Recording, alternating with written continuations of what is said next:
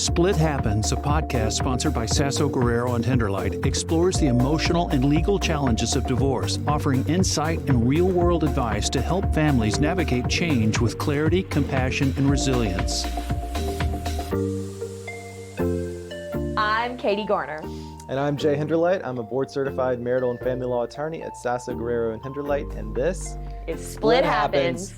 So we want to talk to you today about a really important topic, and that topic is your kids, because there's nothing more important, I think, than family. When divorce is happening, you think about your children first and foremost. And you know what I found interesting? We were talking about this today when we were thinking about what we were going to talk about.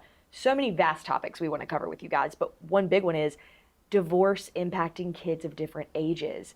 Because in some research I've been doing just for the podcast, really the younger kids can be impacted in ways I didn't realize.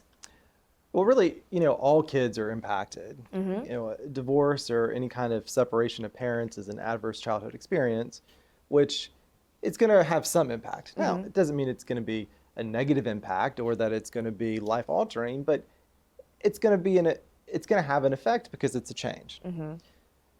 But there was this wisdom or this saying that used to float around, maybe it's still true, that we want to make it to college or get the kids to college and then we'll divorce. That idea of we'll stay together as an intact family because kids do best in an intact family, and then we'll divorce when they go on to the next phase of their lives. The problem with that has always been, if you hate each other or your relationship is objectively terrible, then all you're doing is modeling for your kids what a dysfunctional relationship looks like. And so if that's what you want for your kids, if you want your kids to have the marriage that you're having, which is you're counting the days until they move out so you can divorce your spouse, keep doing it. But that is also going to be an adverse childhood experience. Puts a lot on the kids too, because when they get older and then they're like, oh, they stayed together for us, how miserable. I mean, you don't want to put anything on the kids whatsoever. Right. And look, you live once too. You want to go, you go. I mean, I'm not encouraging it. I'm just saying, if you're feeling it. Because you think about it, you've got a child maybe from 3 to 6,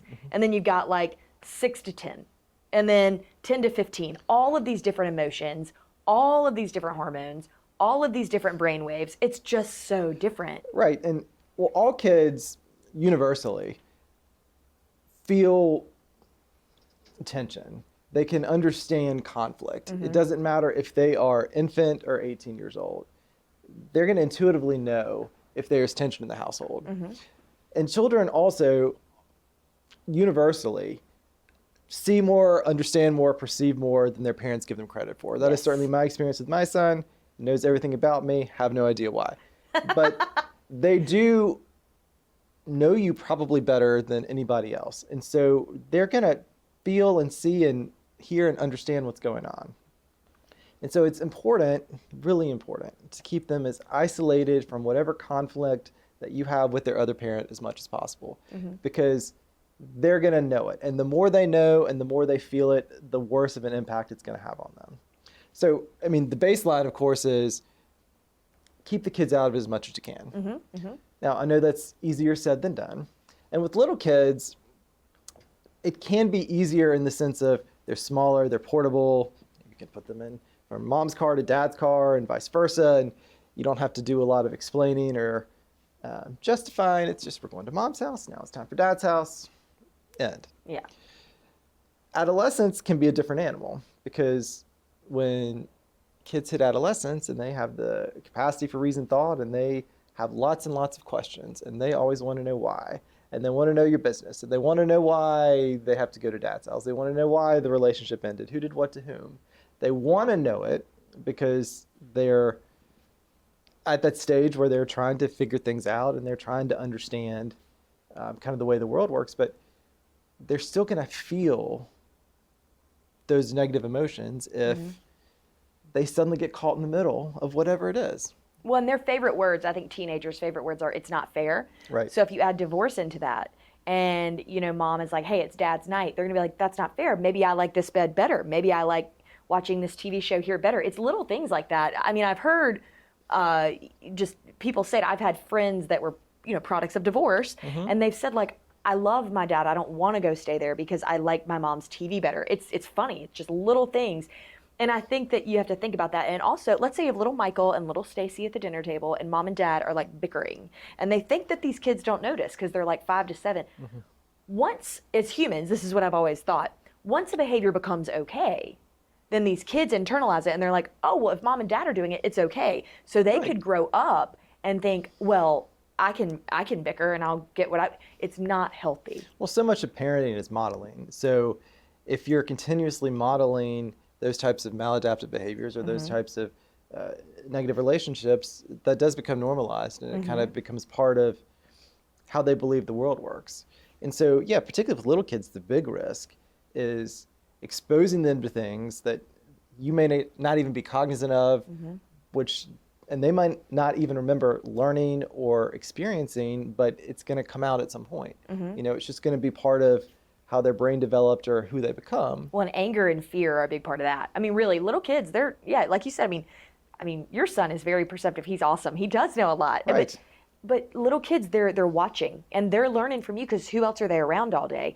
And so I do think it's interesting with divorce. I actually, a friend of mine has a child, and he had gotten divorced, and the kid was knocking on his door even though he had a key to the new house because mom lived in the family home, but he bought a new house. And he said, son, you never have to knock. This is your house. But he was like, oh, well, it's really like you know what I mean? The kids have to adapt just like you do to the new lifestyle, and it's best to acquaint them. It has to be normalized. If it feels like it's strained or it's different, or if their parents aren't in favor of it or don't like it, then the kids are going to feel that way too. But going back to little Michael and little Stacy at the dinner table, I love my son. Children are great. That said, they are manipulators. Oh, yeah. And they do, and it's a natural part of growing up where they're going to try to play one parent off each other, and that's not a dynamic that is any different in a 2-parent household than a 1-parent household.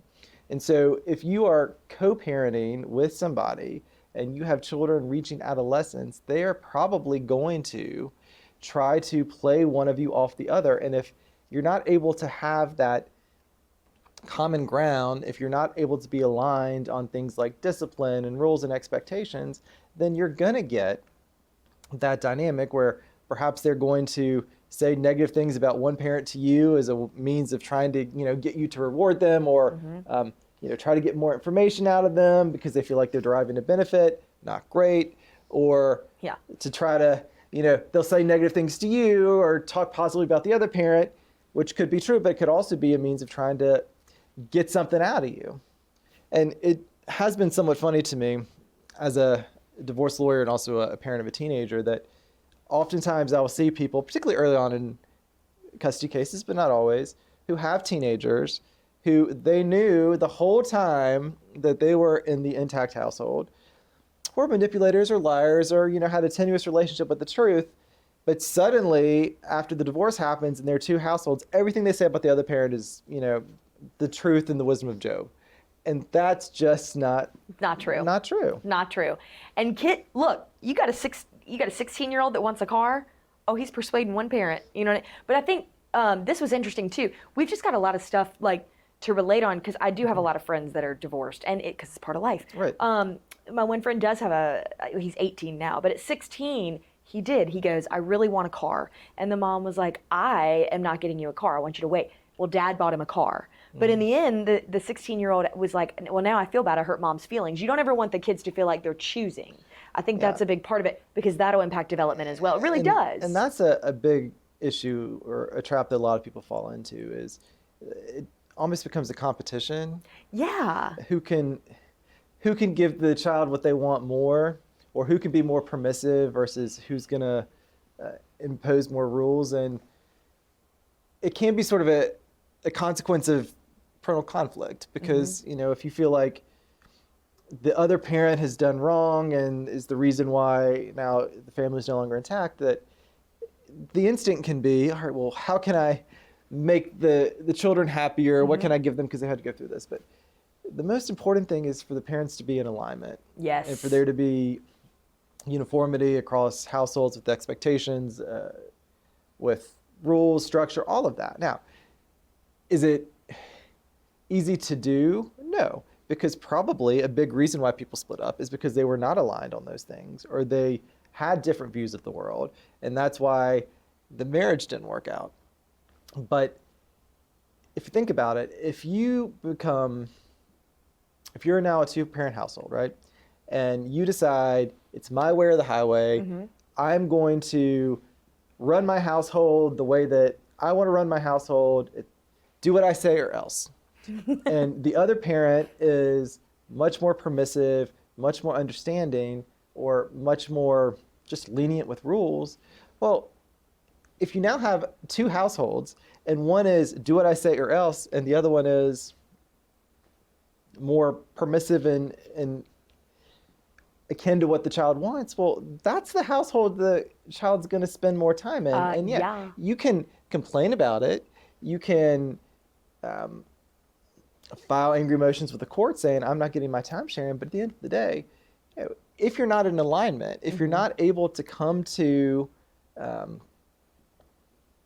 a similar structure of households with your other parent, then what's going to happen is the child's probably going to pick one. Yeah. And they will. It's probably not going to be the do what I say or else household. It just and you don't always just, I'm not a parent. I can say though, if I was, and I'm not, I have no children, I have a dog, but even with my dog, I'm not the fun parent, okay? I'm cracking down. Most of the time I'm the fun parent. Right. But you got to be a little bit of both, I would imagine, because you're right, then the kid's going to choose. And I think too, with kids, we were kids once, you're like a sponge. Phrases my Southern parents would say that are really cute and cool. I say them now because they just stick with us. Exactly. You're like a sponge, but behaviors are crazy. And you got to remember, these kids are the best part of the parents. They're the best parts. And so by being in alignment, even if that's hard, even if somebody did somebody wrong, okay, I know there's a lot of animosity. If you can be in alignment for the kids, you're going to raise the most wonderful humans. Right. And they're not going to feel that conflict and they're not going to feel that stress. But it's also practical in the sense of maintaining a relationship with your children throughout their childhood, because a trap that I see parents fall into sometimes is when children are younger, you can be more authoritative, or authoritarian rather. You do this, why? Because I said so. I personally hate that, but if you're 3, it's fine. If you've got a 14-year-old and you say, do what I say because I said so, they're going to push back, they're going to argue back, because they need to know the reason. That's developmentally where they are. Or if you say, do what I say or else, well, what happens if they choose else? I have a kid who chooses else 100% of the time. Yeah. So it doesn't work. And so if you've got one parent that doesn't go from being the authoritarian to an authoritative parent, which is a parent that sets expectations, that enforces household rules and imposes consequences, but bases all of those structures on expectations that can be explained or understood. If you don't make that transition, well, then you kind of run into the same problem where they're going to just naturally gravitate to the other parent's home. And it's going to be really hard to convince them. And the older they get, you can't, just pick them up, put them in a car seat like you could a 3-year-old. You can't just pick up a 15-year-old, put them in a booster seat, and make them go to the other parent's home. It isn't going to work. No. So one thing that can happen in these cases is parents sort of fall into the trap of parenting the way they were parented, which may have worked for them, probably didn't, but it's all they know. Or they parent the child that they wish they had. Yeah, and that doesn't work. Right. Because every child's unique in their own way, I think. And that is a great point, because you see that a lot. I think all parents, it's a natural instinct. You come up with, what type of child do I want to have? What's the ideal personality type? Dad bought me a Dartmouth shirt one time when I was 7, and he's like, you're going to go here, right? And I'm like, probably not. He wanted an anesthesiologist. He got an ologist. Yeah. The accent on the wrong ologist, but you're doing fine. Doing great.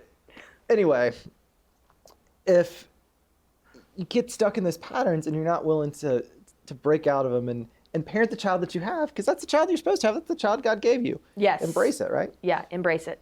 And I'll tell you this much.